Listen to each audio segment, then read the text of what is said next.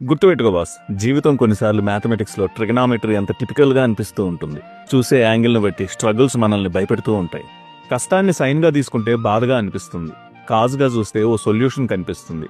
ట్యాన్లోకి వెళ్తే ఇది కూడా కష్టమేనా అని నవ్వొస్తుంది. సింపుల్గా చెప్పాలంటే ఈ లోకంలో సాయపడే మనుషులు లేకనే ఈ సమస్యలంతా అని అనిపిస్తుంది. ఎవరు చెప్పారు బాస్? నా చిన్నతనంలో సమ్మర్లో క్రికెట్ ఆడి గ్రౌండ్ పక్కనున్న ఇంట్లో నీళ్ళు అడిగితే కూల్ వాటర్ ఇచ్చిన ప్రపంచం బాస్ ఇది. సమస్యలు సాయపడే వాళ్ళు లేక కాదు, సాయాన్ని పొందిన మనుషులు చేసిన సాయం మర్చిపోవడం వల్ల.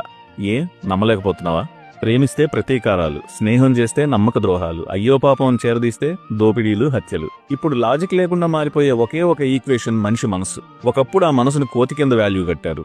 ఇప్పుడు అది రాక్షసంగా మారుతుంది. ఆ రాక్షసత్వమే ఓ తల్లికి బిడ్డకి, ఓ తండ్రికి గురువుకి, ఓ అన్నకి చెల్లికి, నీకు నాకు అందరికీ సమస్యే.